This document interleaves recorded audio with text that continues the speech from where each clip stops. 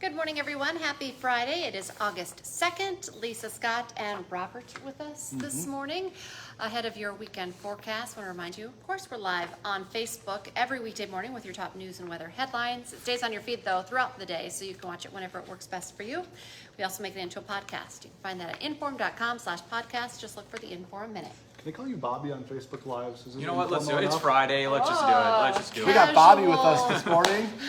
Joining us on First News. Telling us it's going to be a pretty nice weekend, it sounds like. Yep. Humidity going down today for us. Yeah, it goes back up tomorrow, and then Sunday is kind of the preview of the cool down in which we trade out of those 80s and 90s that we've been seeing throughout all of July, or the second half, I should say, into the 70s, like mid to low 70s next week. It's going to be a huge change of pace for a lot of us. That's a sigh of relief from all the heat. But today, it's going to still be one of those warm days, temperatures around 90 degrees, upper 80s, lower 80s in Lakes Country, so that's pretty decent. But again, humidity returns tomorrow.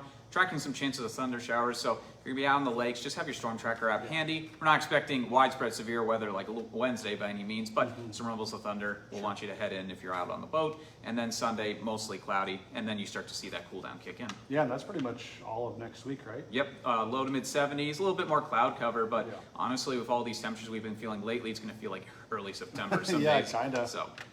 Yeah, it's going to be a little bit different than we've had with the humidity, but that's not the worst thing, I guess, either. So. Absolutely. Chances for rain or storms in the near future? Again, for tomorrow, we're tracking some isolated chances of showers and thunder showers.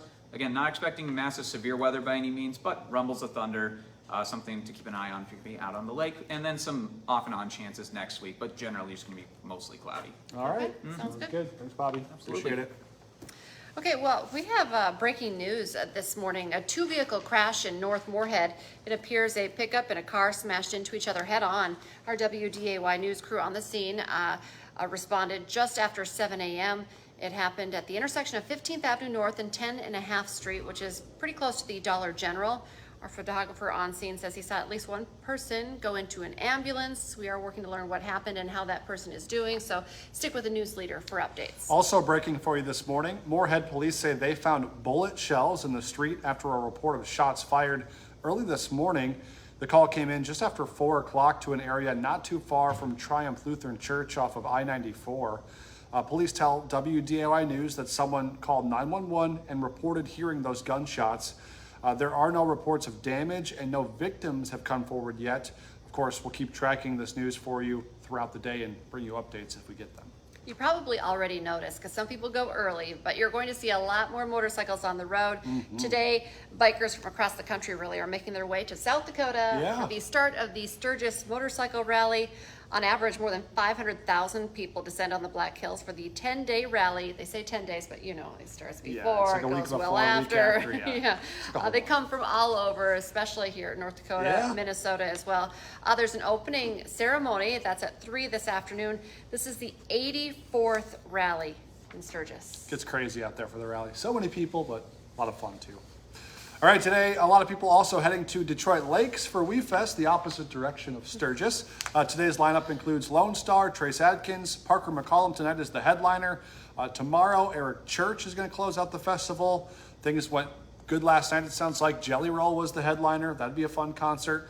Big news as well was announced. Cody Johnson is going to be a headliner at WeFest next summer. Today, an NDSU Olympian starts his quest for gold. Peyton Otterdahl is the first Bison alum to compete in now 2 Olympic Games. The qualification round for the men's shot put starts at 1:10 today. The finals just after 12:30 tomorrow afternoon. Right now, he's the 4th ranked shot putter in the world. Otterdahl competed in the Tokyo Olympics in 2021. He finished 10th. Of course, we're all excited to watch him. We wish him the best of luck. Fun when you have a local guy. For sure. Someone to root for. Exactly. All right, we're tracking the latest in Vice President Kamala Harris's campaign. Right now, it's believed she's going to make her pick for a running mate as early as next week. Tuesday is kind of that day. Everyone's eyeing for that. The decision is expected ahead of this month's Democratic National Convention in Chicago, which is just a few weeks away now. Several candidates who could be up for the position have canceled upcoming events. including Minnesota Governor Tim Walz. Hot Mike with Dom Izzo coming up 9 to 11 on WDAY Extra and Inform.com.